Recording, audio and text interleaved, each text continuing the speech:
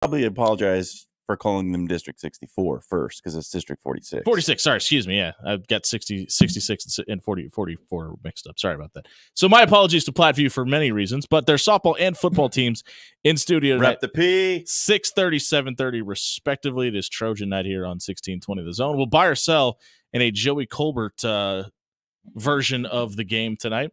I'm going to change up who wants this smoke because we're just going to kind of wrap up practice notes and recruiting notes into the opening segment, and then Coca-Cola would like the smoke. Ooh. There's a new soft drink at Omaha, and we're going to discuss what that means for the rest of the University of Nebraska projects as well.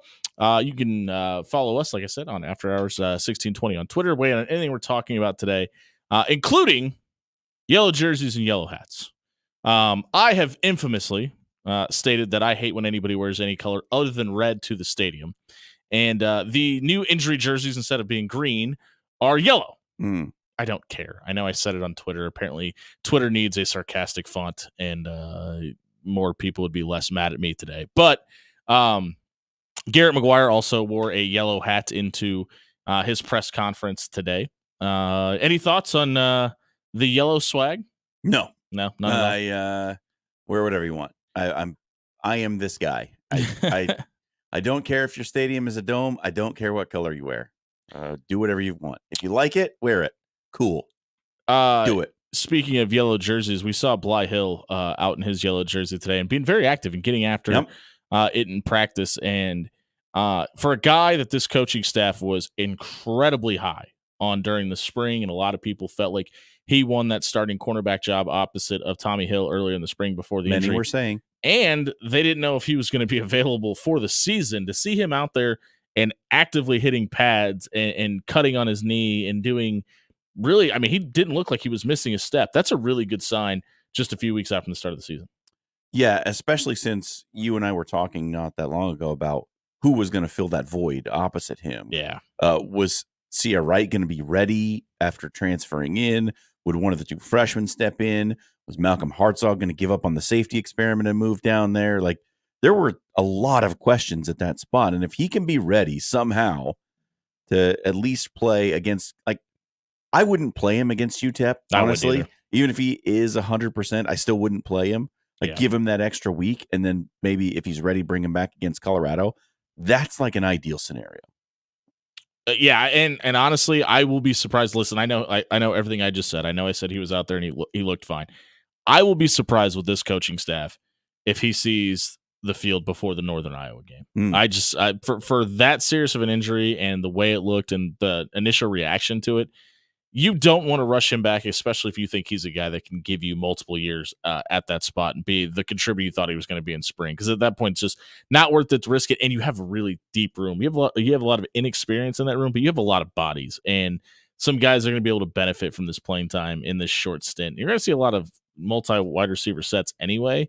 So you're going to have to get guys experience whether you want to or not. It's not like you're going to be rolling out two corners for every game. Yeah. I mean, yeah, you're already going to have to run a nickel back a lot. And you're running a 5 defensive back set anyhow. Yeah. So right. There's going to be 5 guys out there no matter what. I don't know. I think it would just be nice, just based on the way he looked, to have him for as many games as you possibly can. But, the season plays out how the season plays out. And, I mean, maybe he ends up not even being the guy. Like, we don't know. You never know. Because it's really hard to come back from a serious knee injury and play corner at this level. It just is. We've heard an emphasis on ball security from everybody, from the head coach all the way down to I think the janitor mentioned it at one point during one of the press conferences. But today we saw them working with guys, running backs and wide receivers, with a guy on their back and a guy punching the ball out in like a rip punch drill. And the consequences were running laps if you put the ball on the ground. Now, I think in when you say it out loud, it sounds good until you watch the video. And this might be the way that a couple of the camera crews just framed it up. I think a few more balls hit the ground than anybody would have wanted to watching this drill happen. Now, again, it is hard to prevent a guy from punching and ripping a ball out. It is what it is. But it's nice to see they're not only talking about it, they're trying to put something in place to implement this from continuing from happening. Like, ball security, honestly, is like, some of it is practicing the proper way to hold the ball and what to do in these situations. but most of it is just responsibility and being mentally aware that someone is at all times going to be trying to rip it away from you. Like understanding the situation and being responsible with your technique, because when it's becomes second nature, when you're used to doing it, and then on top of that, when it's something that's in the front of your mind, when you're thinking like ball security at all times, that's an individual thing. That's a personal responsibility. Take responsibility for hanging on to the football. And I think with the past staff especially, there was so much emphasis on the big picture and doing the big things right and getting the big splash plays and making sure that we were having explosives. And that's all we heard. It's like, well, some of the little things get lost in that shuffle. And they're also even more important, by the way. Right. So this is like ball security is a personal responsibility. If you have the ball in your hands, it has to be one of the things that you are thinking about is keep a hold of the ball. And it's a technique thing, no different than the footwork for an offensive lineman, taking the right step as a linebacker, like playing the right shade as a defensive back.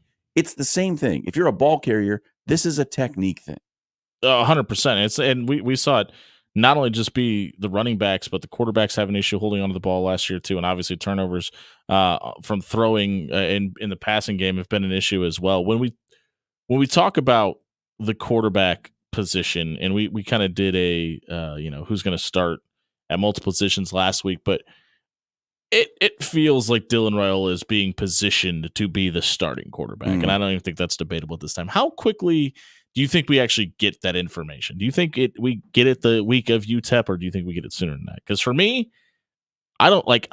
If it were me, I would be naming Dylan Raiola the quarterback as early as next week. But the way Matt Rhule and this coaching staff operates, I don't think we hear about it until at least right before the. I mean, I don't know when they're planning on putting out a depth chart. I don't know when that'll be, but that's probably when we'll learn. I imagine it'll be game week.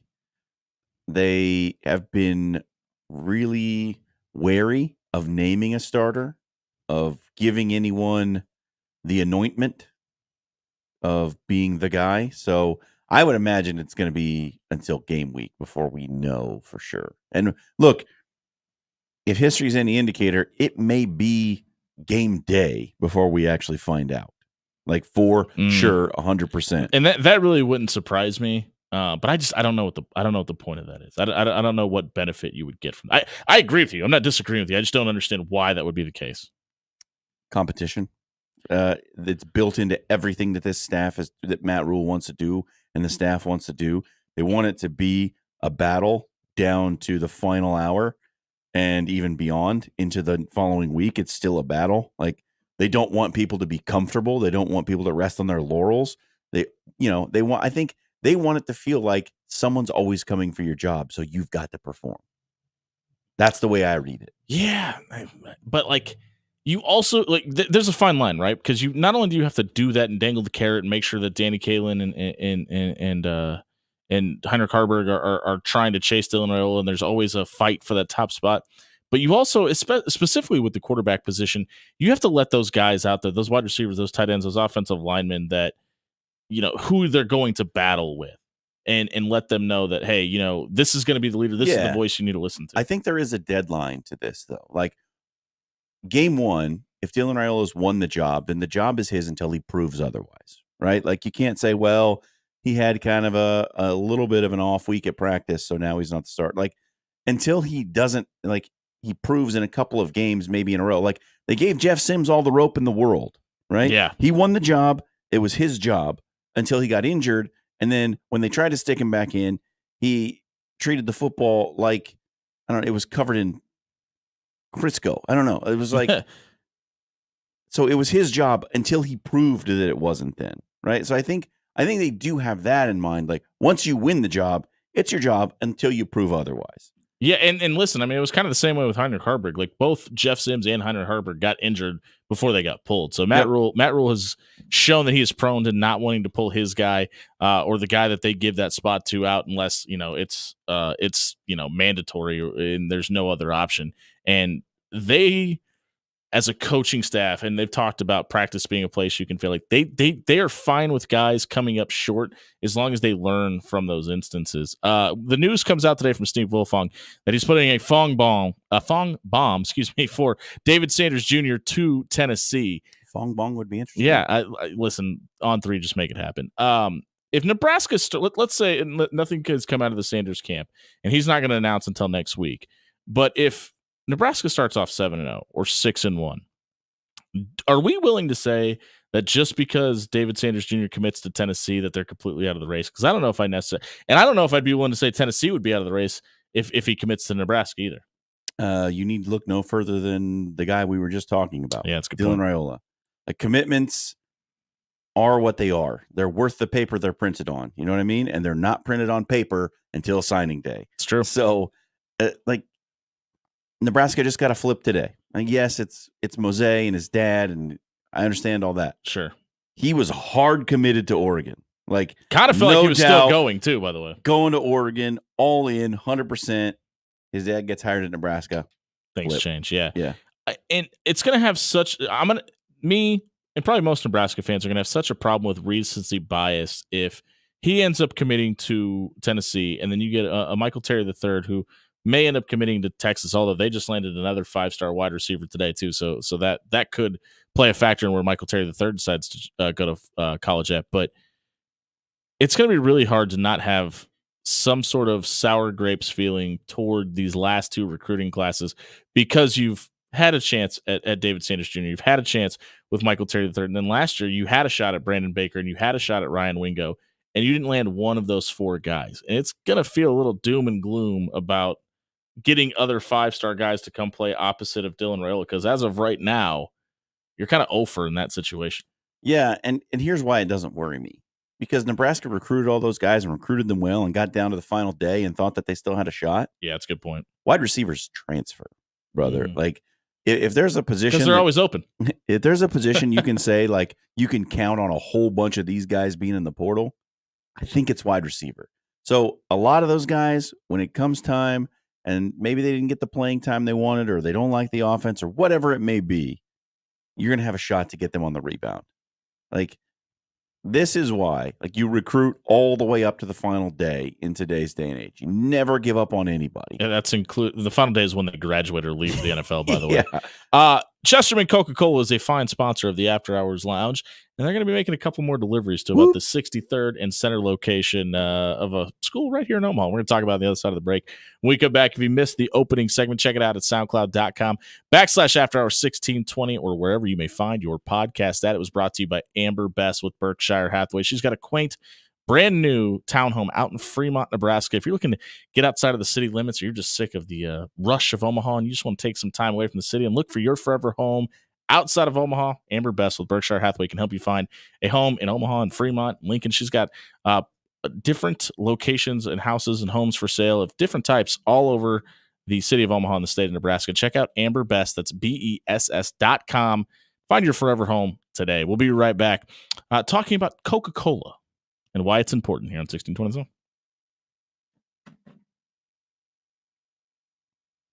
Hey, everybody. John Schreiner here for your favorite clothier in the Omaha metro area, Jerry Ryan Clothing and Sportswear. It is that time of year you're getting geared up for the football season and all the fall sports, whether it's volleyball, maybe you're going to go attend some soccer matches, whatever you're going to do.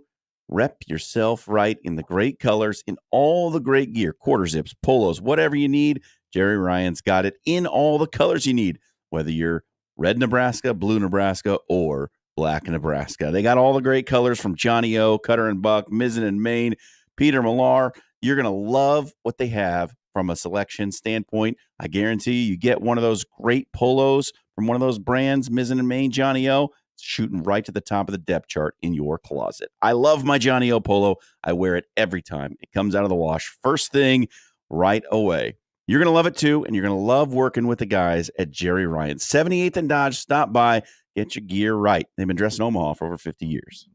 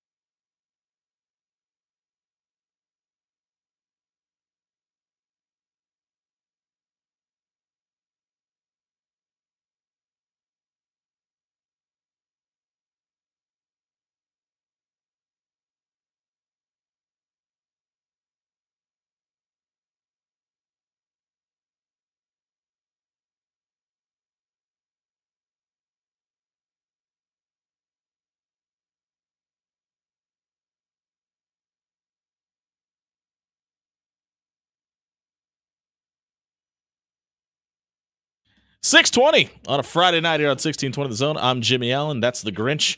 And Joey Colbert in studio with us tonight. We're brought to you by Bellevue University. If you're looking for the ideal college experience this fall, head over to bellevue.edu and register for classes today. John Schreiner, a.k.a. the person that hates preseason football. I don't hate it. It's just boring. Is watching it in at the edge of his seat as Justin Fields' debut as a Pittsburgh Steeler is underway. If you're wondering how it's going, he fumbled the ball in the third snap and the Steelers got it back, but Mike Tomlin looked like it was the 14th time he'd seen that happen. This with Russ not playing tonight and Justin Fields being out there now and it going this well tells you probably everything you need to know about the quarterback situation in Pittsburgh, right? Kind of could have told you that before we ever saw it. Here's the one caveat I'll give you about Justin Fields. So that fumble was from under center and not a guy that's taken a ton of snaps under center. He's usually in the shotgun, but we just saw that and he got sacked beyond the line of scrimmage. So there goes that point out the window, I guess. Speaking of deja vu, a familiar soft drink is making its way back into the hearts and hands. Which one, Jimmy Allen? Of people throughout the Omaha area. It's Coca-Cola. Our friends over at the University of Nebraska Omaha shared a video today in which it showed a Coke bottle rolling around the UNO campus, and now Coke is the official soft drink of UNO once again. How about that? I will tell you this. Joey, I don't know if you know this. You're a little bit younger than us. Nebraska used to win national championships at football back in the day. Oh, wow. Those were fun times. People forget. They have not won a national championship or a conference championship since switching from Coke to Pepsi. You can make of that what you will.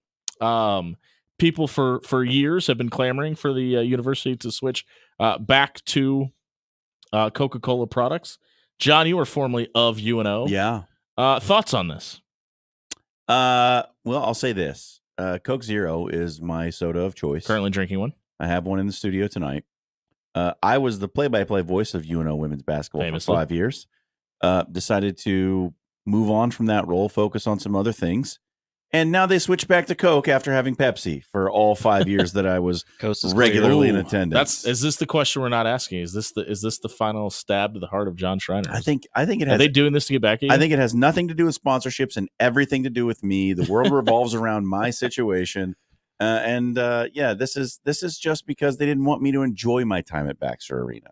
But I think this is pretty cool. I mean, I think this will be looked at as the nothing thing in a couple of years just because it'll be the norm. But I think it's a good idea for schools to maybe rotate it anyway.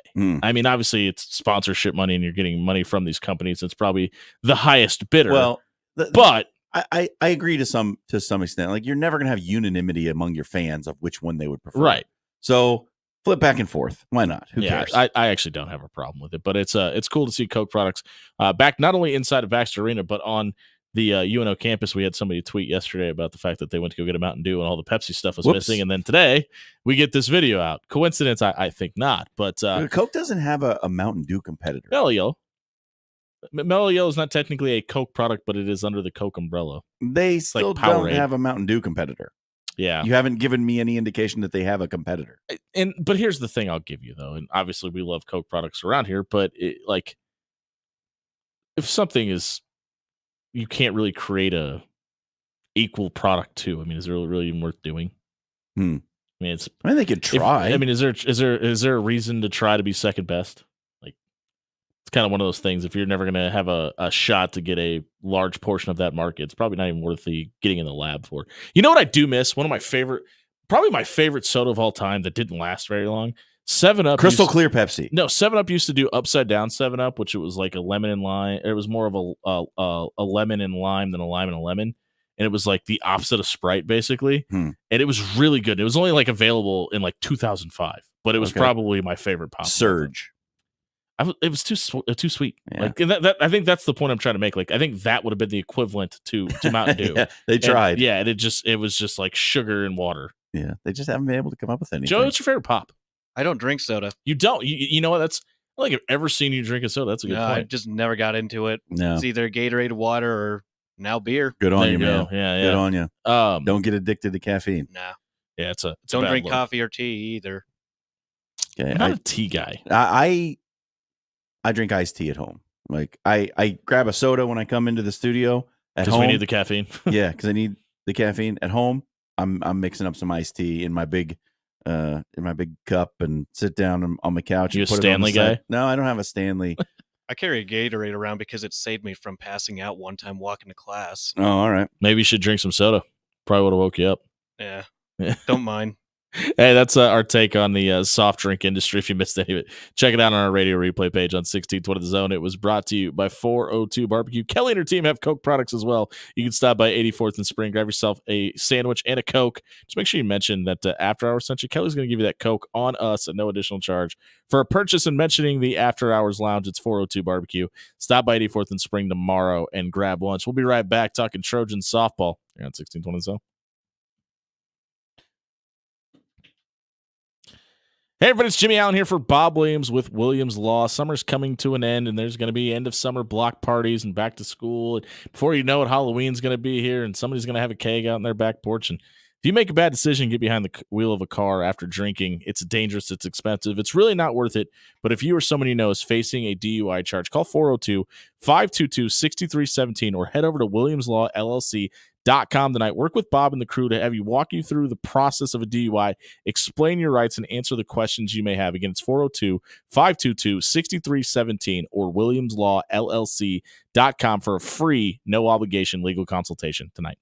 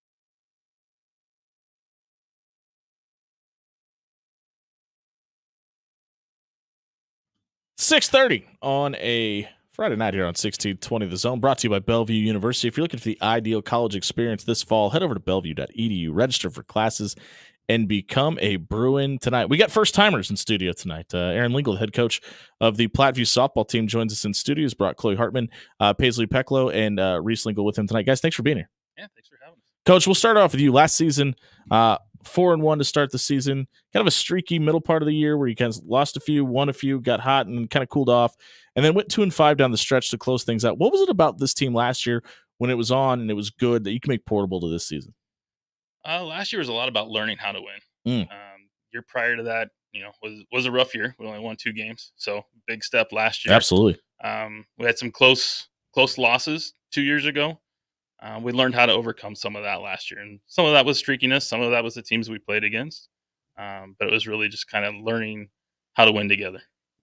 I'm a Platteview grad. There was not a softball program at Platteview when I was there. 100 years ago. It was a long time ago. Admittedly, I'm the old guy in the room.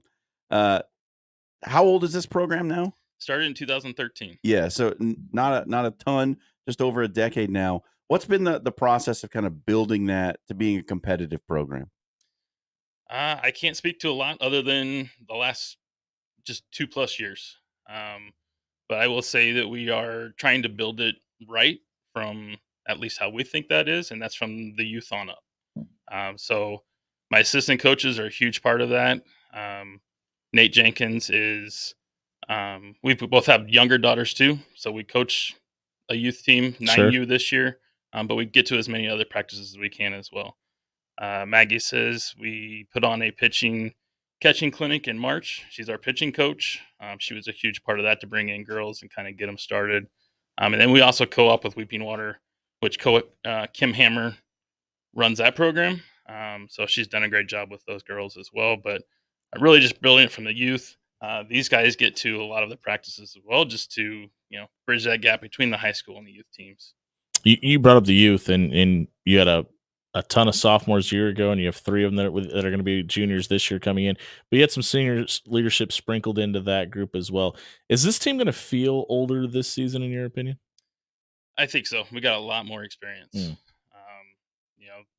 2 years ago, I think we had 3 players that really had varsity playing experience.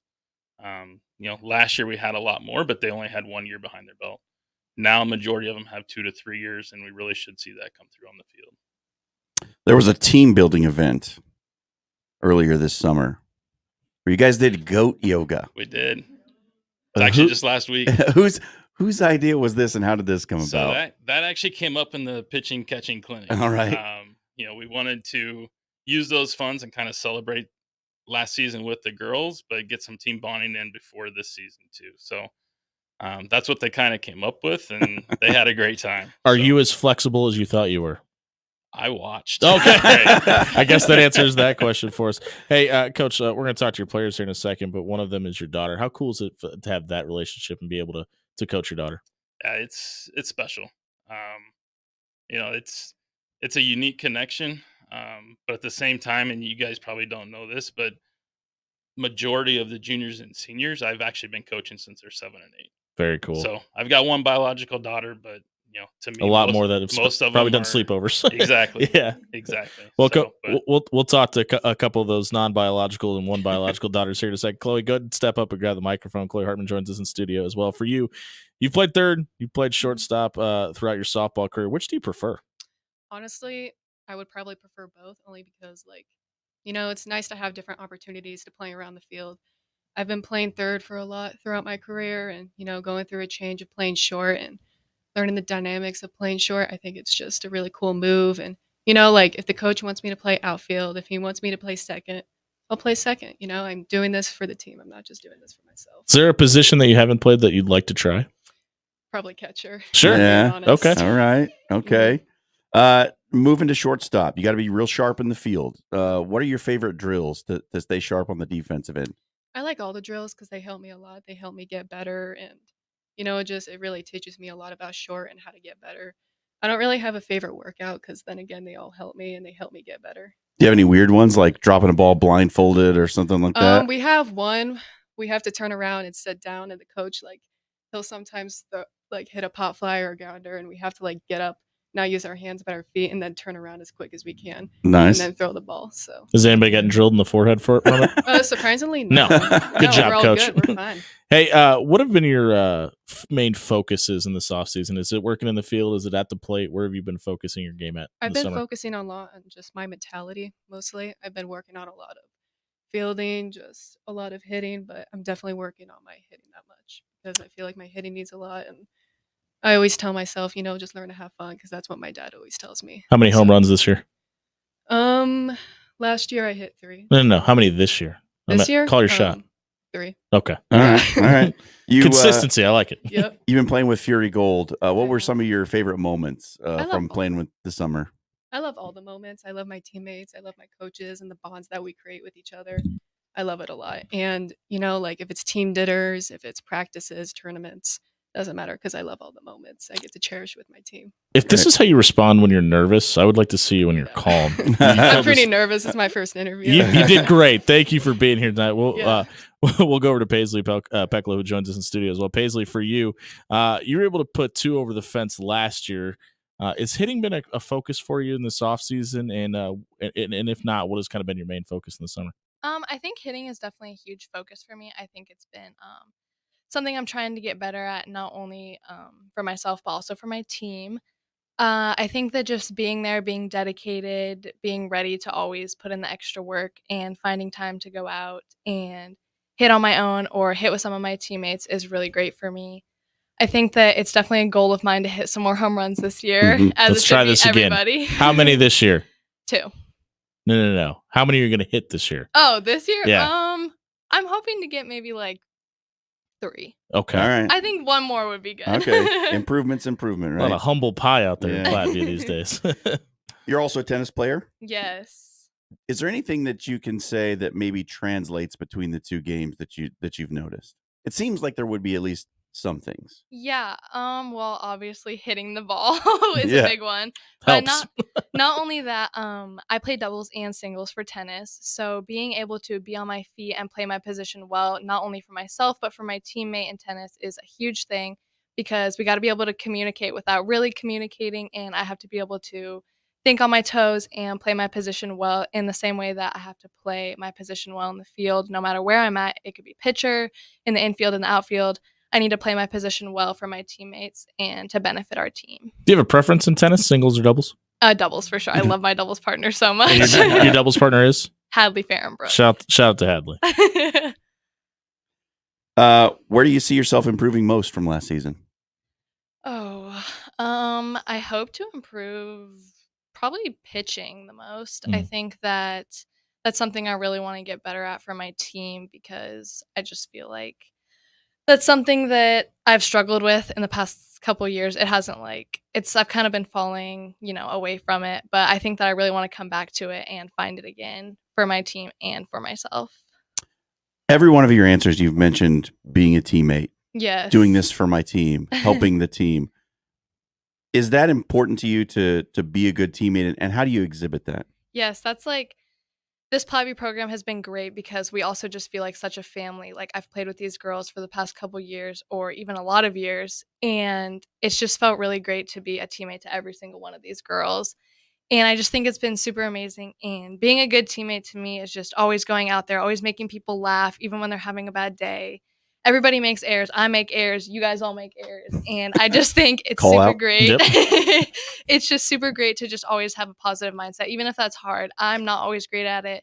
Nobody's always great at it, but being a team is huge to me. And I think that's really what's brought this program together. It's hard not to notice that everybody in here is a multi-sport athlete. What has it meant to you to be a multi-sport athlete at Platteview? Oh, it's a huge thing. It's a huge commitment, but it's also at the same time, it makes me so happy. And I think it's been such a positive experience for me because not only do I get to go out with a whole bunch of girls I love, I get to go out and it's like a stress reliever for me. I'm going into my junior year and I've heard from everybody that it's the worst the junior year is. But I think that being able to go to softball and being with girls that I just love so much is going to be so great for me. And it's just going to help me stay on top of my school, but also just bring me closer to all my teammates. Remember that March of your senior year. You'll disagree about the junior thing. Paisley, thanks for being here. We appreciate it. We'll go over to Reese Lingle, who joins us in studio. Reese, go ahead and grab the microphone. What's an embarrassing story about your dad that you can tell us?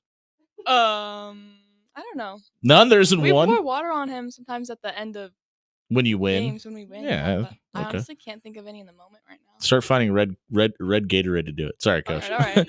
Okay, what's the best part about playing for your dad? I think the connection that we've built over the years through it. He's like one of my best friends, and I think we've gotten a really good connection through softball, and it's grown more. And I think it's also nice because he loves softball just as much as me, if not more, probably more. And we can just talk about anything in like the category of softball, and he just understands and he knows my strengths and my weaknesses. And he can always just help me out. Home run derby, you and your dad, who wins? You have the microphone. Me. There you go. All right. Okay, good answer. You missed half of last season with an injury. Yeah. What role did you take on while you were not able to play? I got to be the bench cheerleader. All right. I sat on a bucket by the fence, and I got to be everybody's number one supporter throughout the season. And I think it was really fun to watch my teammates play from like the bystander perspective, and just see this different situations, and watch how they play out, and just how the game finishes. And I also got to take pictures for the yearbook. Oh, cool! While I was sitting there, and that was really cool. What's the rally chant? Wait, what? When you guys are down, we need some energy out of the bench, and you're on the bucket. What's the go-to? I just start screaming for people. There you go. Oh, that works. All right. Was there anything that you felt like you learned last year while being on the bucket that you maybe would not have had the perspective of if you're out on the field? I think it was looking at different situations, like what my position would do in it, and then depending on how the situation went, like what I could have done differently, or like what could have gone differently, what should have happened in that play. Sure. So like how it plays out, like the different errors that could have been made and how to fix them. And different way to look at the game. Yeah, absolutely. Yeah, you take almost like a look at it from a coach's viewpoint. Yeah. That's what my dad's been yelling about. Yep. All right. Yeah. Coach, your dad comes to you and says, all right, Reese, your choice today. You can play second or you can pitch. What are you choosing and why? Honestly, I think it depends on the situation of the game, because pitcher for me, if there's a lot of stress and pressure, it like gets more difficult for me to stay really, really focused because I have the pressure of doing good behind me. Yeah. And I think second, I'm just stronger at when it comes down to those pressured situations. So depending on the game situation would determine my answer. All right. Reese, thanks for being here tonight. We'll go back to Coach to wrap this up. And Aaron Lingle and the Platteview softball team is joining us in the studio. Coach, for you, we talked about 2 years ago in the jump into year 2. What do you have to do in year 3 to get a chance to make it to state? I think it's just stay consistent with what we've been. I've always talked to these girls about 3 things. You play for each other. Like, don't play for me. Don't play for your parents. Like, play for each other. That's going to be more meaningful in the end. Seems like it's working. Yeah. Number 2 is basically effort. Go out there and compete. Every pitch you got to be competing. And number 3 is just have fun. That's the main thing out of the game is still a game. Go have fun. And if you're having fun, you're going to do a lot of things right. Any part of you happy that Reese didn't have an embarrassing story? Nerves came through on that one. That side of the smile tells it all. Coach, thank you so much for being here today. Good luck this fall. We'd love to talk to you when you guys do punch that ticket to state. Thanks for being here. Thank you guys for having us. That is the Trojans of Platteview and their softball program. If you missed it, check it out at soundcloud.com/afterhours1620 or wherever you may find your podcast at. It was brought to you by Cunningham's Pub. Beer Olympics start this weekend. The Olympics in Paris are wrapping up, but you don't have to hang up the gold medals yet. You can stop by either the Blackstone or the Old Mill location and sign up your team for your Beer Olympics. Get out and play some beer pong, throw some bags, whatever it may be. Also, you can stop by either location and grab dinner and drinks tonight. Cunningham's Pub, 108th and Old Mill, or the Blackstone District. Either one will serve you drinks and dinner until 2 o'clock tonight. We'll see you on the other side of the break where we find out what's trending on social media here on 1620 The Zone.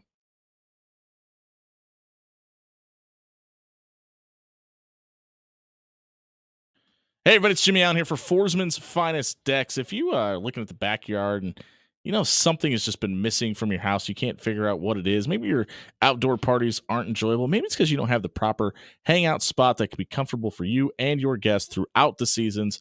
You can have that tonight by heading over to forsmansfinest.com and have your dream deck built this summer. Travis and the crew will come build you a deck, put a cover on it, and add that something that your house has been missing. Head over to forsmansfinest.com and have your dream deck built today.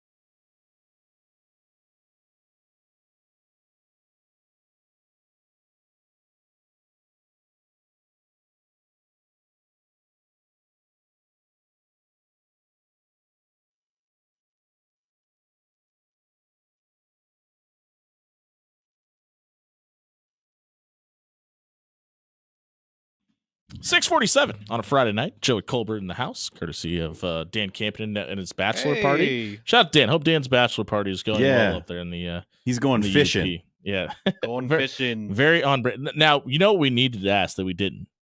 Is he going fishing in pants? Because we had the conversation about shorts in LA. Question. And if he gets in the sauna, he's not going to have pants. I know that. If there was one guy that would do it, it would be Dan Campion. Hey, we're brought to you by Bellevue University. If you want to keep up to date on all things Bellevue athletics, download the BU Bruins app to your smartphone tonight. The wise man, Joey Colbert, is in the driver's seat tonight, and we've got a social media soundbite for you. Joey, go ahead and fire away. Well, I had a hard time deciding what I want to play today. Oh, there was one in the show lineup for you. I found it for you, but that's fine. If you have something hey, it's Joey's show. Yeah, it's my show. Okay. Well, anyway, Deion's got an issue with a certain network in the press today. Might as well play that.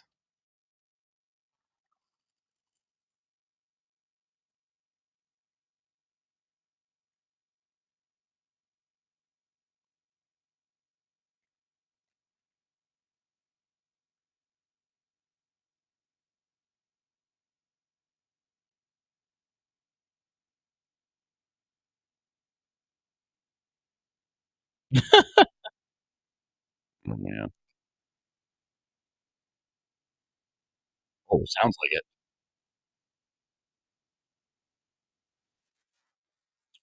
Do we know what CBS did? This is the first I'm hearing of this. Yeah, I'm just real confused with what's going on. It's his birthday. Isn't it his birthday? Today is his birthday. So I saw him blowing candles earlier during practice. So I guess he had a they brought him a cake, and that's what I thought you were going with this when you said Deion. I don't see. Apparently, it's because he was ranked as the second worst coach in the Big 12 for 2024. Like this Colorado fan, like if you are trying to figure out why people hate you, it's this level of pettiness. Like this is your job. This is what you get paid. First of all, you get paid to go to in-home recruiting visits, which you don't do either. And you get paid to stand up there. You get paid a lot of money to stand up there and answer questions, be accountable. You know how you shut these low rankings down? You win football games and you have accountability. And right now, Deion Sanders has not had either of those things. Yeah. Look, man, if there's I've been saying this for a while. Like Colorado, and it's not a secret, there's a lot of bluster, there's a lot of talk, there's not a lot of substance. And this is just more indication that the substance isn't there. It's more talk. It's more posturing. It's more talking down to people. Like he's in the process of talking down to someone and says, like, I respect you, though. I'm not going to answer your question. And I hate your network, and you are who you are. I respect you. So, I get that. Like, nah, come on, man. If you respected him, you would be able to put your petty differences aside and answer the man's question, who's just there to do a job. Yeah, and I get that, but I mean, like, here's what you should have done if you're Deion Sanders: take his question, and then say, by the way, and answer it, and then say, by the way, your network ranked me the second worst coach in the conference, by the way, and this is why I'm not, because all this did was reaffirm there's such a session of what you've been able to do over the last year and a half. In Boulder. By the way, 4 wins total. I don't know what else would give them the indication you're better than the second worst coach in the conference. You do something to prove it wrong. And by the way, there's some pretty damn good coaches around you too. Like you're the same coach. You're in the same conference now as Lance Leipold and Kyle Whittingham is probably the best coach in your conference. Yeah, and Chris Kleiman. There's going to be some Gus Malzahn. There's going to be some really good coaches that you're going up against week in and week out. And if you thought the Pac-12 was difficult, now you've got probably a worse travel schedule, and you're probably taking a step up in coaches you're coaching against. And it's going to be, man, it's like part of me kind of wants to see Deion succeed to some degree, because I just want to see the aftermath. Like if they win 6 games and make it to a bowl game, I just want to hear what he says. Like because it feels like he would handle making the Alamo Bowl as the same as winning the national title. But I think it would be way more entertaining if they only won 3 games to see what he says. And here's why I don't agree. Because he's going to blame it on everybody else. and those kids don't deserve that. And they kind of got it for the most part last year. And he was asked about how you make your offensive line better. You go out and get better offensive linemen. That was his answer. So he just automatically threw 5 guys under the bus right out of the gate. Now, if they do worse than they did last year and he starts taking even more heat this year and all the love goes out the window, A, he's going to leave because he's not going to put up with it. And B, all those kids and their name is going to be tarnished over social media, throughout the press, and whoever will listen to him, he will blame everybody else. So part of me doesn't want to see Colorado fail because I'm going to feel bad for those kids. Imagine if we could do this in our personal lives. Like, hi, this is Visa calling. Yeah, I'm not doing anything with Visa. What you all did was foul. I'm not doing anything with Visa anymore. You guys lowered my credit limit. Yeah. You know what you did. Hi, this is your landlord. Not doing anything with landlords anymore. What y'all did was foul. I'm not dealing with it anymore. You're out. But I mean, on the side, I respect you. I'm just not dealing with landlords anymore. On the flip side of that, I mean, this is what makes this job unique. It's not like you could walk into the DMV and be like, "Hi, why did you screw up my driver's license last week?" And then they have to answer questions in front of a camera about it. They didn't screw mine when I got mine in the mail today. Yeah, well, good job, the DMV. You don't go to Burger King and be like, "Why did you not flip the burger one more time?" Here's 10,000 people watching. Burger? Hi, this is the IRS. You haven't filed your taxes. I'm not doing anything with the IRS anymore. Y'all are foul. I'm not dealing with you. You know what you did. I don't need to explain it. I respect you personally. I'm just not dealing with the IRS anymore. You my bank account. That was the social media soundbite tonight. If you missed it, check it out at soundcloud.com/afterhours1620 or wherever you may find your podcast at. If you are sick of maybe you're not dealing with your company that handles your social media ads anymore. You're not answering their phone calls or their questions. You can answer Pixel Fire Marketing. They'll design you a logo. They'll build you a website, and they will engage your brand online, whether it be through social media ads, email blasts. They can do it all. Check out pixelfiremarketing.com for more details tonight. We will be right back buying or selling here on 1620 Zone. Hey, everybody, it's Jimmy Allen here for AX Plumbing. If you're standing on the drain right now listening to my voice and the water's just not moving, maybe it's starting to kind of make the bathroom smell a little bit, get that problem fixed with our friend Nick at AX Plumbing and his crew. Have them come out to your home or business. They will get you set up and answer your questions about why your plumbing problems are happening as well. Check out axpservice.com tonight and have Nick and crew come out and leave your house or business cleaner than they found it.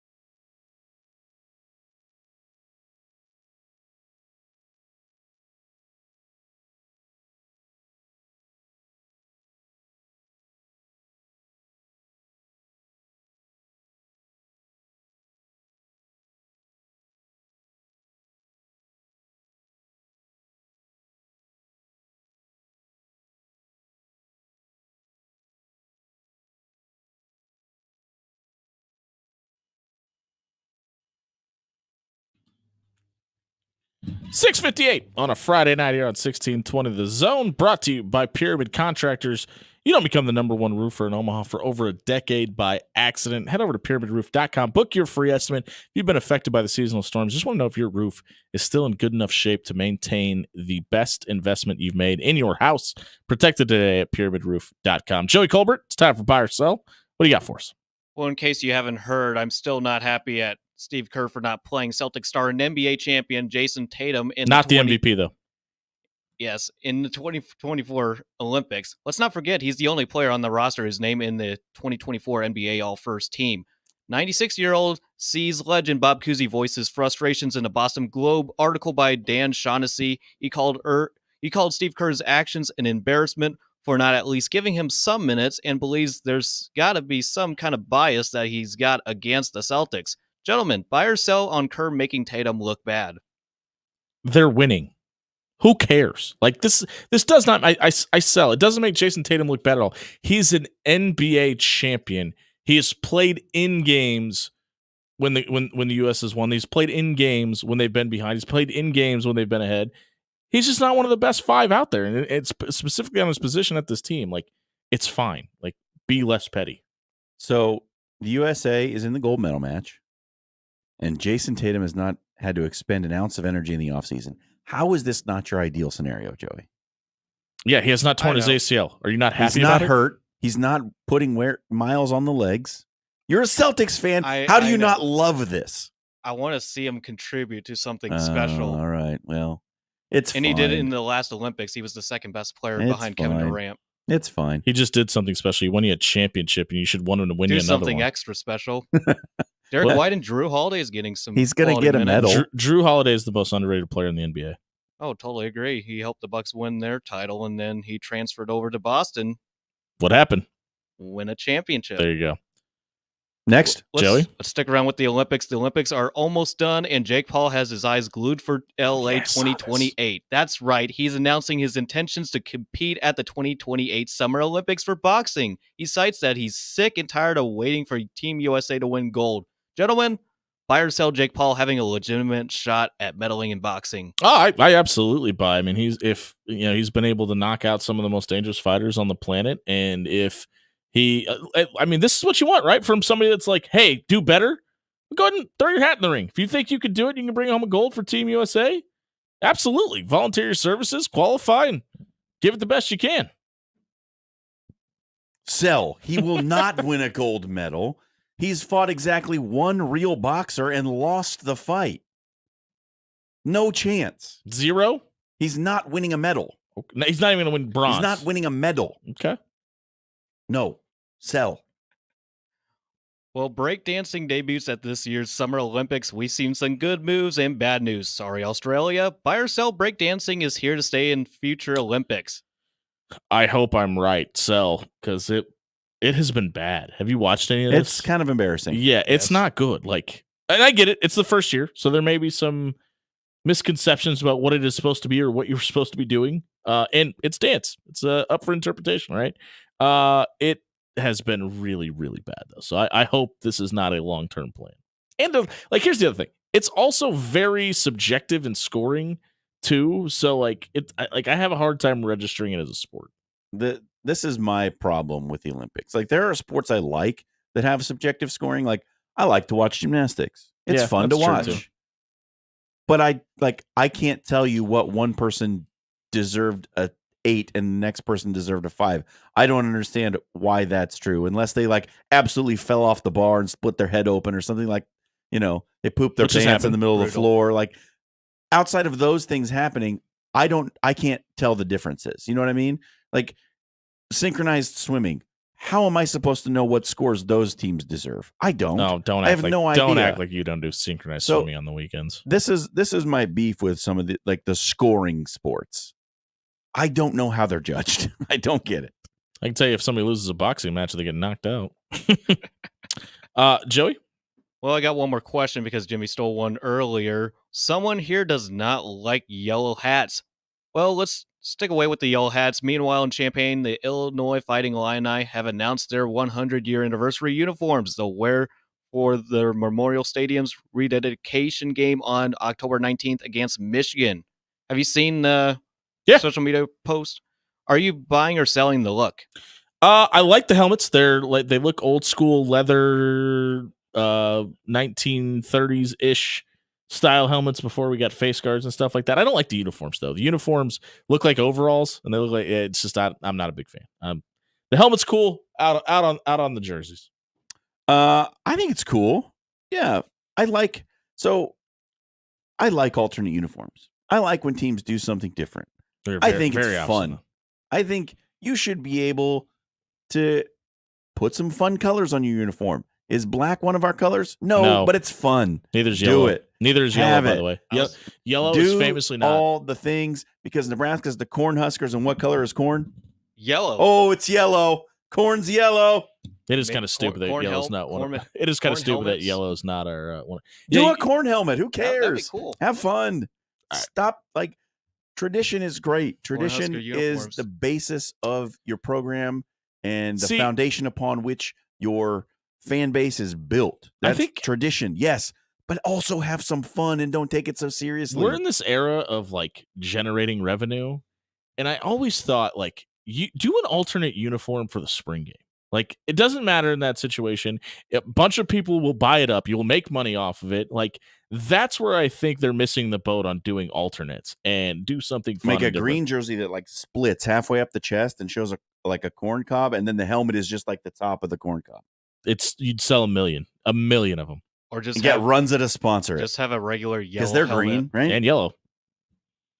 We have one more audio clip, correct? Yes, I do. Let me pull it up. It's from Jerry Jones. Was this from today? This is from today. Okay, let me pull that up. Here is Jerry Jones saying something about something.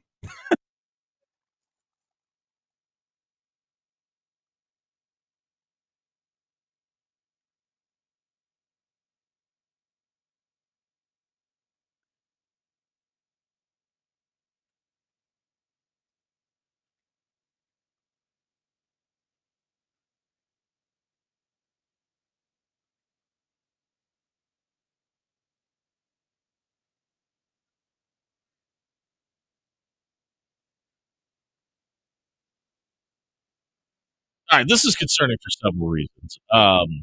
One being, old man can't spit it out. Where have we seen this before? Well, hold on, because if you watch this video, his eyes completely go blank. I have been of the volition that I don't think Jerry Jones needs to stop owning the Cowboys and no longer be a GM.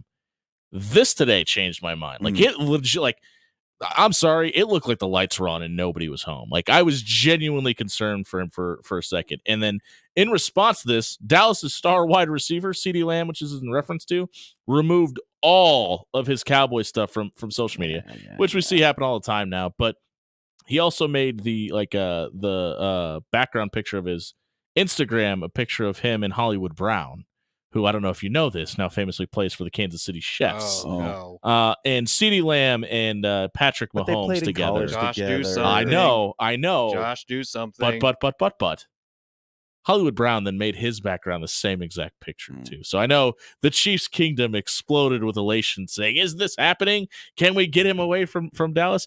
Kansas City should probably invest in their facilities before they start spending $80 million on the wide receiver. But I mean, if I'm a Dallas fan, the concerns you had before about Jerry Jones having this much power in the organization after this came out should probably dial up to 11. I watched this video, and when he's fumbling and trying to figure out something to say, and when he says, "I went to high school, I went to college," I got so scared because I thought he was having a stroke. I was like, "What is happening?" This is very bad. He doesn't know where he is. Oh my good! And then he's like, "I don't know why I said it. Just give any reason you want." It was so scary. It's a really good Jerry Jones. Get someone younger to run the team. Yeah, and I get it. He's the owner. He can do with his money what he wants. But that is as terrifying. I don't know if I could think of too many more scary responses. There's obviously a few of them, but I can't think of too many more that'd be more concerning about the long-term tenure of Jerry Jones at the top of this organization. If you're the members of the board, you need to start making decisions. And what a bad answer too. If you want you're in negotiations with the most important player on your roster, right? Well, there's Dak. Okay, Dak's under contract. Yeah. That, like, he's signed. You're fine with him. At this juncture, right now. Well, he's got 1 year left on his deal. Under contract. Yeah. Right? At this juncture right now, CeeDee Lamb has to be priority one. And is a top 3 wide receiver, no doubt, in the league. And you're standing there in front of the assembled media saying, nah, we're not. There's no urgency. We don't have I left out one point. We don't have to do anything. CeeDee Lamb retweeted this video with the caption LOL before he deleted everything, by the way. It's concerning because this is what, like, Jerry Jones is what he thinks he's trying to do. He's trying to gain leverage. Is projecting an air of being in charge of the situation. Mm-hmm. And did the exact opposite. And that can backfire so easily. What he needed to say was, absolutely, yes, we want to deal with CeeDee Lamb. We love CeeDee Lamb. We want him to be on our team. He's an important part of the future of the Dallas Cowboys. We are absolutely urgently pursuing the best deal that we can get with CeeDee Lamb. And that would have shown him that, look, they're serious. They want to do this. Instead, he tried to play big boy pants. And it went terribly. It came off as big boy depends. And this is the thing that should probably even scare you even more. Ezekiel Elliott is basically sitting out of practice today because he's tired. And they brought him back. And I don't know he if ate too much soup. I don't know if you've seen this video of him running through the turnstiles and gasping for air afterwards. You don't have the running back situation in Dallas is not great. Too much chunky cheeseburger soup. Yeah, and it kind of makes you wonder if Jerry had a lapse. Was like, this is 2016 all over again. We got Zeke back. Where's Tony Romo? Yeah, is he still available? I have a lot of questions. If I'm a Dallas fan today, I do not feel good about the future of my team. If that man is still, it doesn't look good. Not a good look. We kind of seen what happened after Al Davis walked away from the Raiders. It's going to be really interesting. Remember when Al Davis brought the overhead projector and he had a huge Band-Aid on his head and we were all just like, oh, yeah. Al, please, dude. Yeah, the transparencies from 1991. Somebody in your life needs to help here. Someone needs to tell you to stop doing that. Yeah, I really wonder what is going to happen with the ownership of the Cowboys after Jerry Jones walks away. Because obviously Stephen Jones, it'll pass down, but will it have this? Obviously, we know where the ownership is going to go, but will Stephen Jones continue to try to be the general manager? We run things differently with the Cowboys. Yeah, I think so too. But I wonder if people within the organization are going to go, hey, you're clearly rich and probably don't give two Fs, but look at what your dad did and look how much different we could do this and the success that other owners in the NFL have when they have general managers. I think I understand. You're asking, will he be more open to outside opinions than his father? Will he be open to consultation?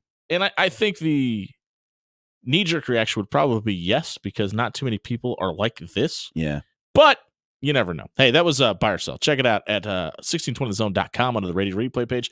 Under the After Hours tab, you can catch our entire show there. It was brought to you by Pepper Jack's Grill. 10 great locations throughout the Omaha area. I stopped by Pepper Jack's yesterday and grabbed lunch. Got myself a steak rice bowl, onions, mushrooms, green peppers on top of it, spicy ranch, a little bit of mild salsa, and some sour cream. Breakfast and dinner of champions. Check out Pepper Jack's Grill. There are 10 great locations. Grab dinner tonight. We'll be right back. Who will, won't, should win the SEC? Spoiler alert, I left Georgia off my list. We come back. You're on 16 Zone. Hey, everybody, it's John Schreiner here for Williams Law. If you find yourself in a spot of bother with a little legal situation hanging over your head, and you're just wondering, how am I going to deal with this? Well, get your question answered by Bob at Williams Law. Give him a call at 402-522-6317 and get those answers that you're looking for. Bob's going to walk you through the process, no matter what your situation is, whether it's a DUI, whether it's a criminal charge, whether it's a civil litigation. Bob has the expertise that you need to get you through whatever your legal situation may be. He's going to walk you through the process, explain your rights, and answer all of those questions. Again, call him at 402-522-6317.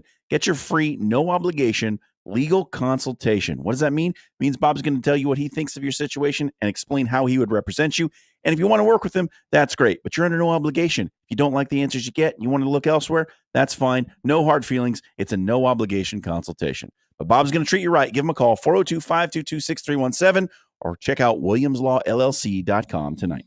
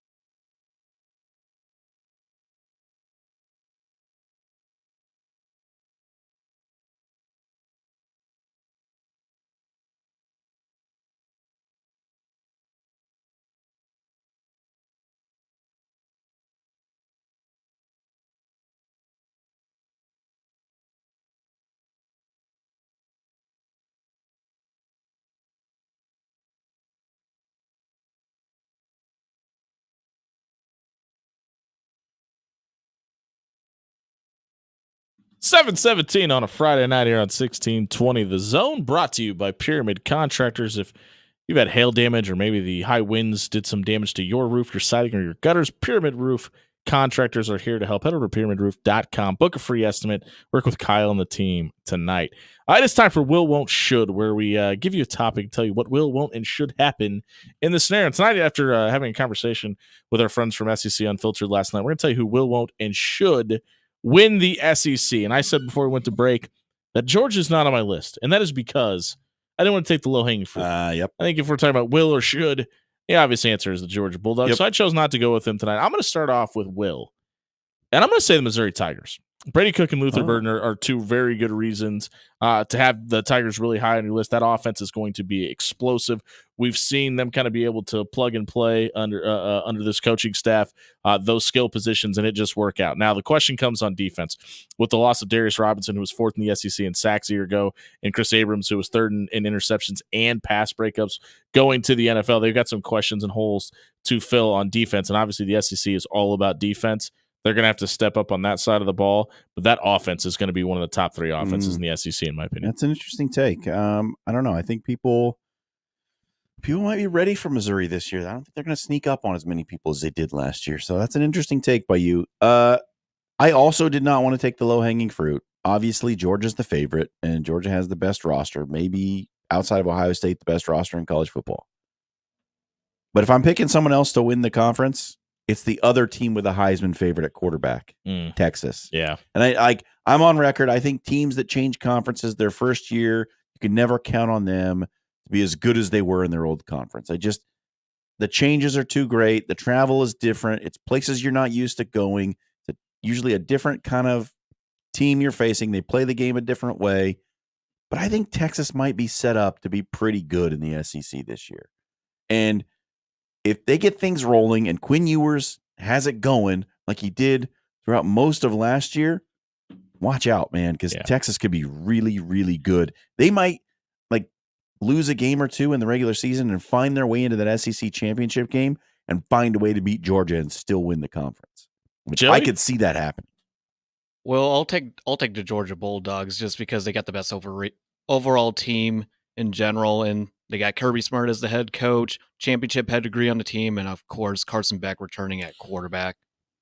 They got the 2 toughest road games of the season, but I think they'll get 3. They have 3 tough road games. Yeah, I agree with that. Who won't win the SEC? For me, it's Tennessee. I like Josh Heupel a lot. I just think they still have a lot to figure out. I think they will contend for the SEC. I think they will be at the upper echelon of the conference. But this constant rotation of quarterback in Knoxville is just something that I don't think is sustainable, despite the fact that they keep churning out pretty good ones with Hendon Hooker and Nico Iamaleava. Yeah, and he's going to be really good. I just don't know if he's going to be ready to lead an SEC championship this year. So of the contenders, because obviously the real answer is Vanderbilt. For the contenders, I don't think Tennessee will. My won't is Alabama. Look, you're losing a legend. There's going to be a transition period.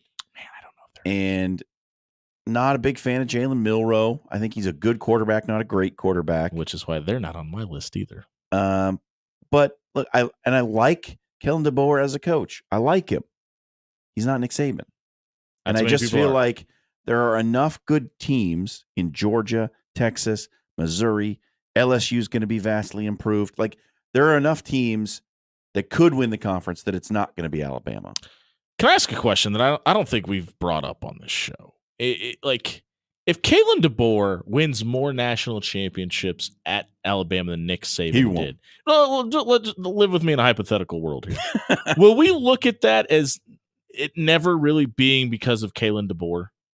Or is that enough? Like, what is enough success to say that's not because of Nick Saban, it's because of Kalen DeBoer? Well, like, when Saban took over, Alabama hadn't won a championship since '92. True.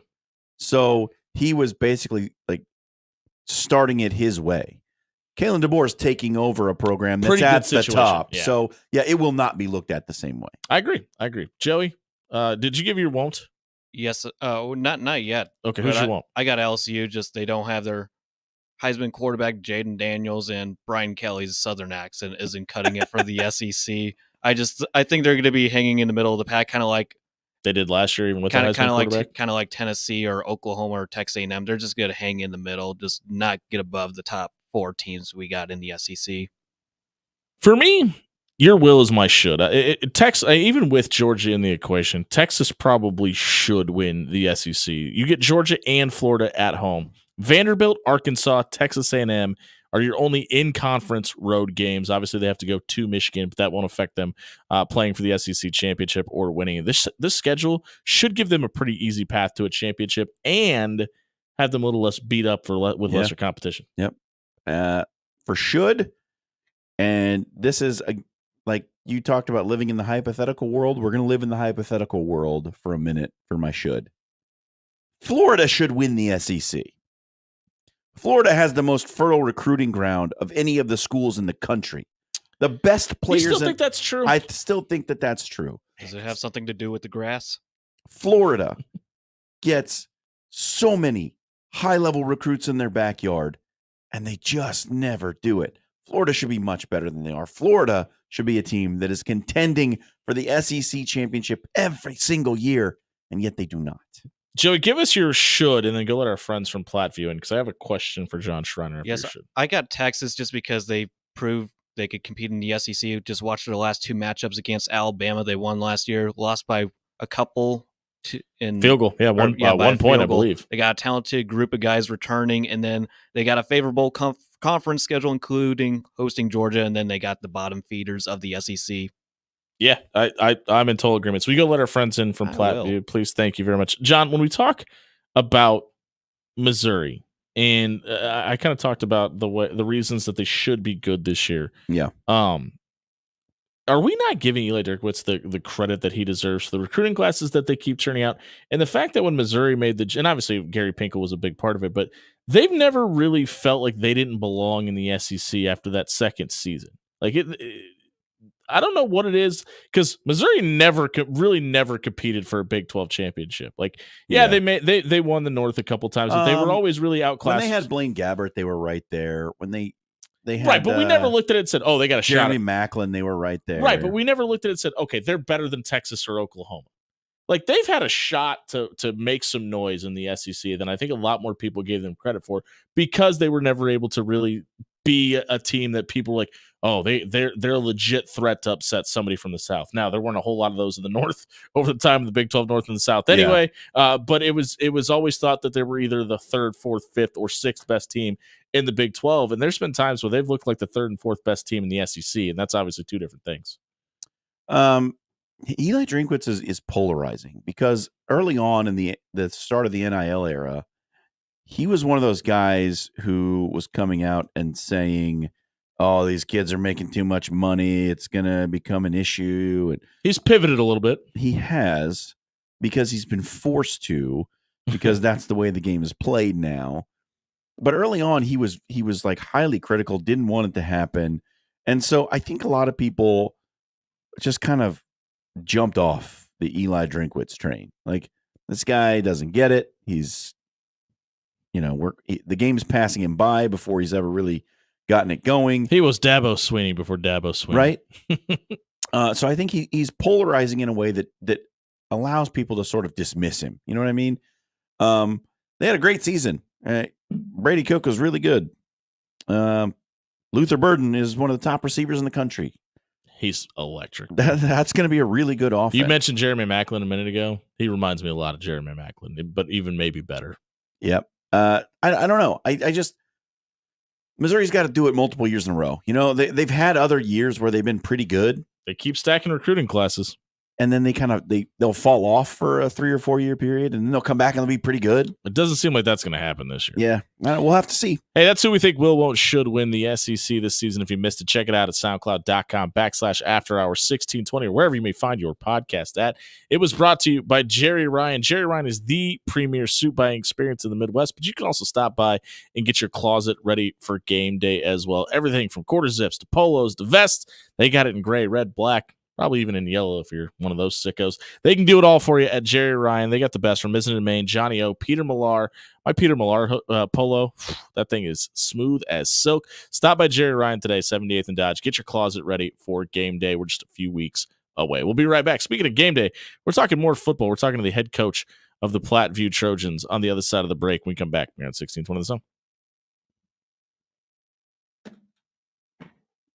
Hey, everybody. John Schreiner here for Pepper Jack's Grill. When was the last time that you stopped into one of the 10 great locations that Pepper Jack's has in Omaha and grabbed yourself a Philly or a rice bowl? Or, hey, if it's been a while, did you know they have burritos and nachos and salads? Yeah, there's a lot of different ways to get your Pepper Jack's fix. They got the steak. They grill it right in front of you. They put that special seasoning on there. The hearth-baked roll comes down the little slide. They chop that baby open. Put the onions, green peppers, the jalapenos, the jalapeno juice, whatever you want on there. That melted cheese and the steak. Can you just hear it sizzling on the grill right in front of you right now? You slam it in that bun, hand it over to you, and you got to get the great fries with the spicy ranch. Oh, my goodness, I'm making myself hungry. You should probably stop by one of the 10 great locations for Pepper Jack's Grill in the Omaha metro area tonight. Grab yourself some dinner. You want that goodness from Pepper Jack's.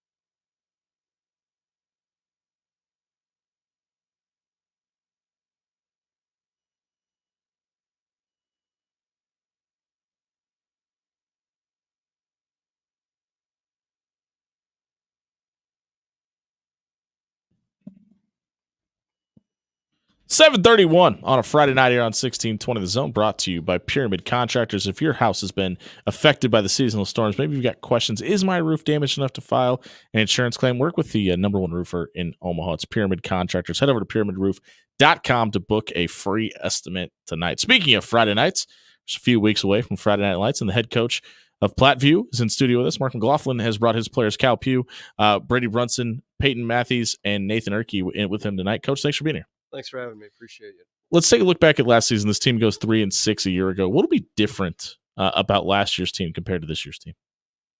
We felt like last year there were multiple games. Lincoln Christian comes to mind. Boys Town comes to mind. One Nebraska City, one possession games that you don't finish. And look back at the tape and ample opportunity to make a play here or there. We don't make the play.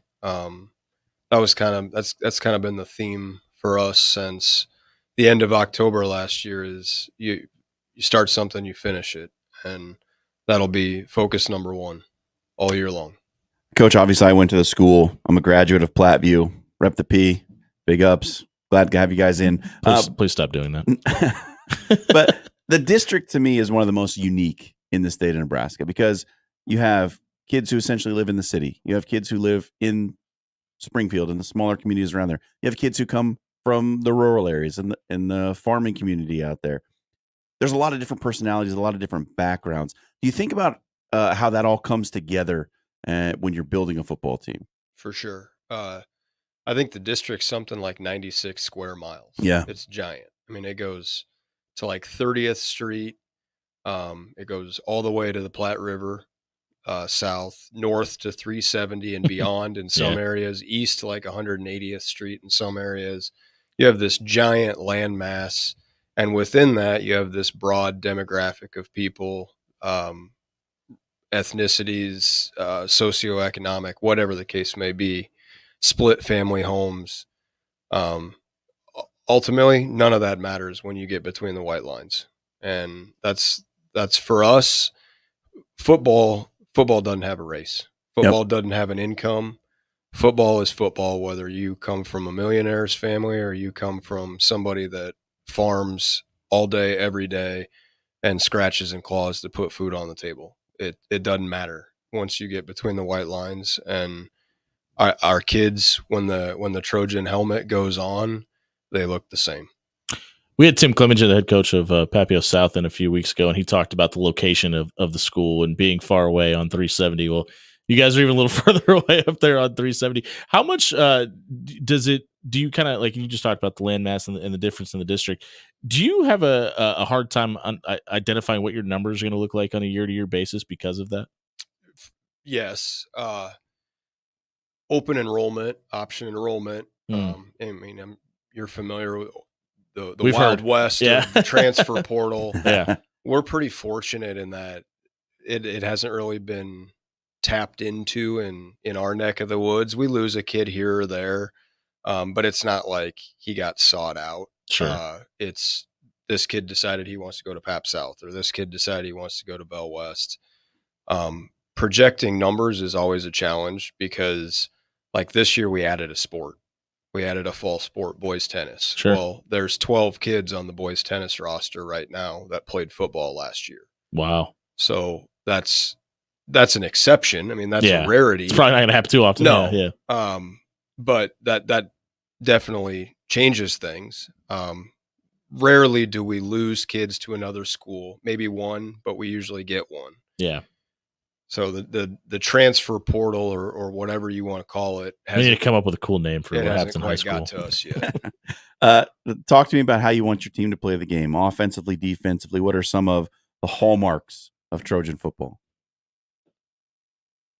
People talk a lot about 48 minutes. You see it in the movies, 48 minutes for the rest of your life, and yada yada yada.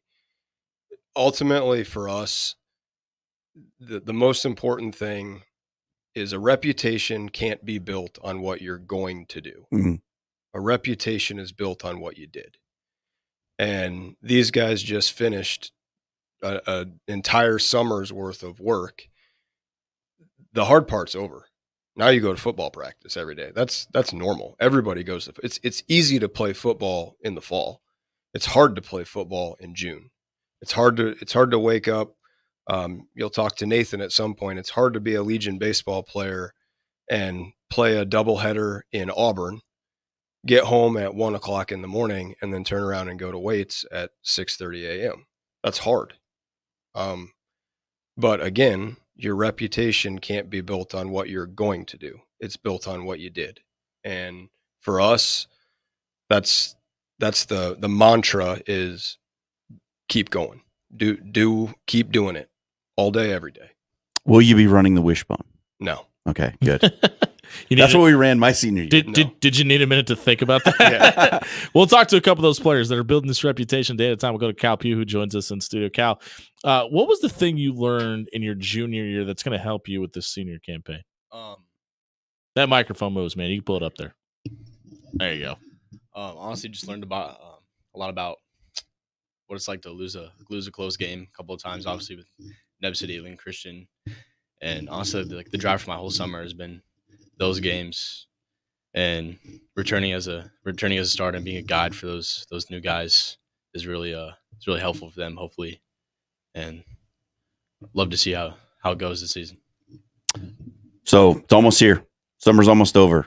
Do you have a last thing you got to get done before we get to football season? Not really for me personally. Just as a team, we got to get all the little things done, like putting in practice and putting all the little things like special teams and stuff like that.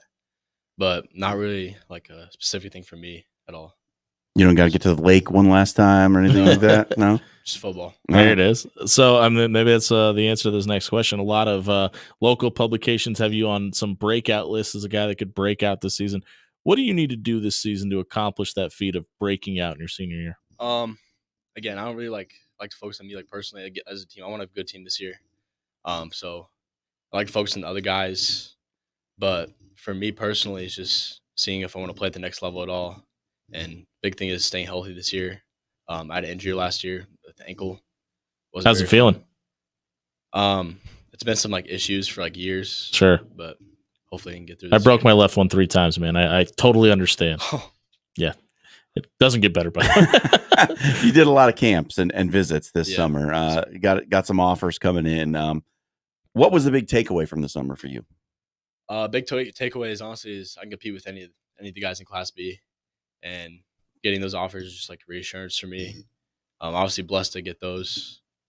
So yeah, that's pretty much it. Well, thanks for being here tonight, man. Good luck this fall, and hopefully the ankle holds up for you and you're able to finish your season out. Appreciate you being here. We'll go over to Brody Brunson, who joins us in studio as well. Brody, for you, you guys have seen Montana, Northern Illinois, Wyoming, etc. Coaches come through your school. How cool of a process has that been to kind of be a part of that, and how different has it been this year? I mean, it's been awesome. I had a great summer, learning more, getting better, and every camp is another opportunity to get better. And I've really had a good time talking to them and continue. I'll have a joy. I'm excited to continue conversations. What's kind of some of the feedback that you've gotten from those camps or from the coaches about what they like about you, what you need to work on? They like my motor a lot and my length, and they really. I mean, I think I've got a lot better over technique over the summer. Sure. And there's just a few little things I need to keep working on. You were voted a captain by your teammates at the start of the summer. What does that mean to you? How have you taken on that role, and what are you trying to bring to the table as the captain of the team? I think it means a ton to me, that the players have the faith to vote me as a captain. And I think really going into being a captain, it's a big responsibility. And I'm thinking I need to show the younger dudes how what being a Trojan is. Yeah. Right on. These aren't official numbers. They come to us via Twitter, but your bench is 300 and your squad is 600. Of those two numbers, which would you like to improve on the most by the end of the year? Honestly, I'll kind of see what happens with them, but I'll just keep working and all around getting better. And those numbers will improve if I keep consistent and keep working hard. Yeah. What's the best thing about playing football at Platteview? I mean, the coaches are amazing. They do. Coach give you a 5 to say that. slip Abe Lincoln in your pocket. Yeah, and I love the teammates, and it's just a great place to be. What's the best flavor of jelly? I love jelly. I say my mom makes like pistachio with jelly in it. Oh wow, that's like best one of the best foods I know. All right, Brody, thanks for being here, man. We appreciate it. We'll go over to Peyton. That's a unique answer. All right, didn't expect that one. Strawberry would have been a fine answer. Peyton Matthews joins us in studio. Peyton, for you, a letter winner in 4 different sports. Why is it such a big deal for you? Well, to me, like you see these days, a lot of kids just focus on one sport. If they're not in that season, they're working for that sport, and it's cool to like get the recognition of not just focusing on one sport, but like being involved with other sports, playing with other kids, and like being an athlete rather than just sticking to one. Right on. Good answer. Yeah. What have you been working on in the off season? Weights, obviously, getting faster, stronger. Working a lot on the speed. Did a lot of plyometrics and just explosive workouts to work on my speed. How's the 40 looking? A lot better than last season. That's for sure. It's last year, man. Last chance to throw on that Trojan helmet. What do you want to accomplish before you leave Platteview, either on the field or off? Just like set a good standard. So like when the young guys come in, they see like a positive standard, what they need to hit, and go beyond, basically. Where do you think this team can be better than they were last year? Leadership. Leadership has improved. Just seeing it through this off season. And like getting together, like calling these like meetups we have, and like we go out to dinner, and like getting to know guys off the field and like their personal life, and like it builds good chemistry, like when you go on the field, because that's your brothers. Have you ever tried this pistachio jelly that we just heard about?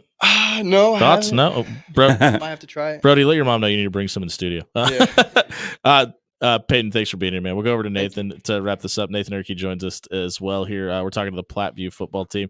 Nathan, baseball and football, what does it mean for you to be a multi-sport athlete? It's just a big honor because usually at the bigger schools, the A schools, like you're not going to be able – you usually just could play one sport and just focus on that. And then playing 2 sports, it's a blessing because – and Plattview's a small school, so just a blessing for it, yeah. You got some instruction in long snapping in the offseason. What did that consist of? Yeah, so Marco Ortiz came up to Platteview, and he just kind of just corrected my skills and told me how to do it right, and it was just actually a really nice experience, cool experience about that, just learn from a professional up there. Coach, you think you can take that to the next level, long snapping? Yeah, my brother did it down there in Grandview. Yeah, so, sure. Yep. Coach, so hopefully. Coach mentioned it. It's tough to go play a doubleheader and then get to weights in the morning. Has it been as difficult as it would seem, or has it just been one of those things that, hey, I'm an athlete and it's just repetition? Yeah, it is. It's just like you just got to just drive to do it the next day. Just like, well, you just gotta keep going, just keep running the motor, pretty much.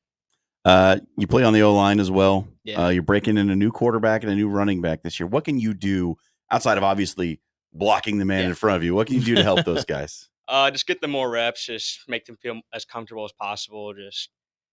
Just have better conversations with them, just connect more as teammates, and just be better friends with them. John just kind of mentioned it. You guys are going to be obviously having to open up some holes while pass protecting. What is this offensive line going to be better at than they were a year ago, blocking downhill or pass pro? It's a tough question. We're going to be pretty good at both. We have a lot of depth this year at O-line. That's a good answer. So I would say pass blocking, we did pretty good at our camp. And, run blocking we'll still be good at, but pass blocking is a little bit better. Just from a better standpoint. Nate, thanks for being here, man. We appreciate it. Coach, we'll go back over to you, wrap this up. We're talking to Mark McLaughlin, the head coach of Platteview football here on the After Hours Lounge. Coach, you're just a few days away from kickoff, 16 days until that kick. How does this team look on August 9th? What do they have to do to be ready for that game?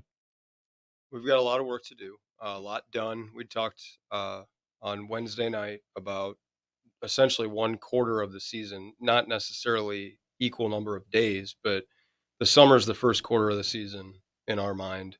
The 3 weeks leading to night 1 are the second quarter of the season. And then once the season starts, you break it in half, the first half and the second half. And one quarter of work is done. Going back to where we all started this, are you going to finish or not? You can be satisfied with the work that you did in the summer, but that's not going to win you more than a game or two. You got to keep going. And I would argue the first 3 weeks of the season are when complacency sets in the most. You have a bunch of kids that are proud of what they did, and rightfully so, throughout the summer, but it's not enough. The first 3 weeks of practice, getting ready for night one, that's gold, man. You guys won the King of the Hill in 7-on-7 this summer. There's a lot of debate about 7-on-7. Does it help? Does it hurt? Like, does it teach the right things? How do you look at 7-on-7, and what was that experience seeing those kids get that win in that tournament? We break our summer in half. Yeah. The first half, June, we play 7-on-7. And Coach Clemenger, you mentioned Coach Clemenger, one of my best friends, great man. He and I'm waiting for somebody to say something bad about him. It's not going to happen because he's a good dude. Fantastic. We're big fans of Tim. Yeah. Nobody's ever won a state title because they were good at 7-on-7. That's a good point. And he and I talk about that all the time. That said, Brody is a offensive tackle and a D end. He asked if he could come to 7-on-7 all summer long so he could play linebacker and tight end just in case. It's hard to deny kids an opportunity. If he wants to come play, yeah, man, let's go. Let's go play 7-on-7. Helps the footwork too. Yeah. It's athletic. It's outside. It's football. But then Plattsmouth Jamboree was 11-on-11 full pads tackle football. And that was our first day and our only day of full pads this summer. To see our kids, I think they would agree, first game at Plattsmouth, we just get mauled by Mount Michael, destroyed. And then persevere a little bit, finish the camp with a win at King of the Hill. And I think it's fair to say we were fairly dominant on defense at King of the Hill, and I think we scored 6-7 times.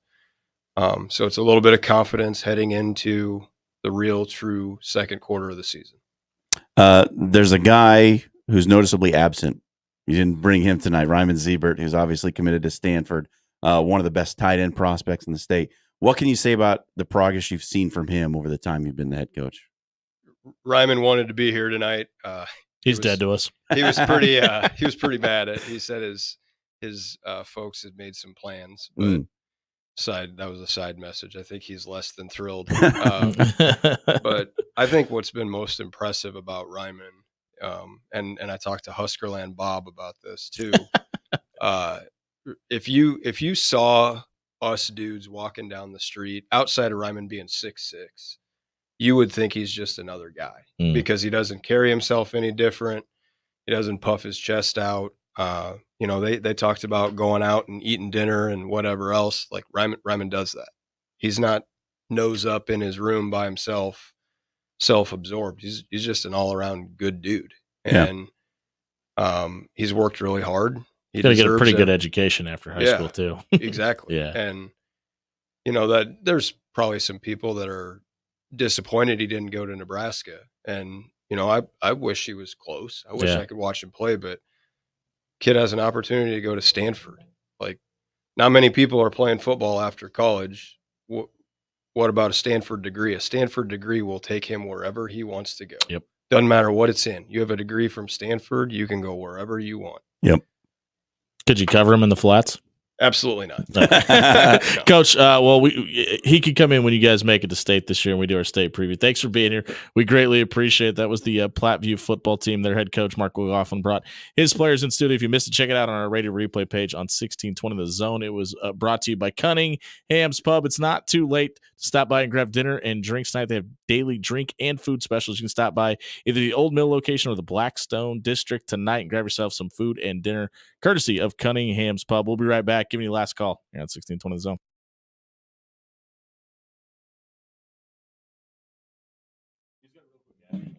Hey, everybody. John Schreiner here for Amber Best. If you got a home that you're maybe looking to sell, maybe it's already on the market and it's just not moving, well, you need to get to work with the best. Yes, Amber Best. Amber, BESS.com. If you got a house that you're looking to sell, there is no finer representation that you can find in Omaha than Amber Best. Or maybe you're looking to do something a little different. You're trying to build a portfolio with some investment properties. She's got all the answers there, too. Amber is an investor in real estate herself, as well as being a licensed real estate agent. So if you got questions, Amber is going to be the one you need to contact. AmberBest, BESS.com. Get your questions answered. Get your home off the market today.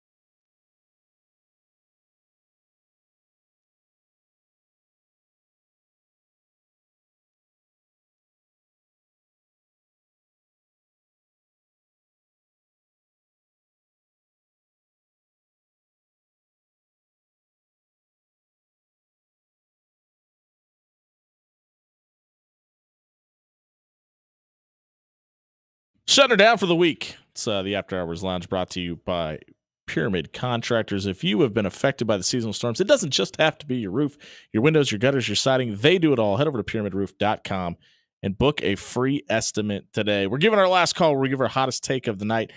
This segment may be subject to change next week. Pay attention to social media for more details about that. Joey Colbert, do you want to give us your hottest take before we walk out for the night?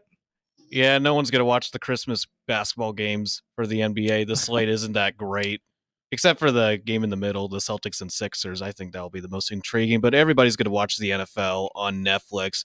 Netflix is going to have a lot of fun with that. Yeah, everybody's going to, this is such a good idea. They've done it completely right. And I agree, Joey. John?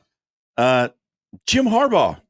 I know him. Is going to be the honorary captain for the Michigan Wolverines. Woohoo! I Opening expect this to be game buy or sell, by the way. That's against Fresno State.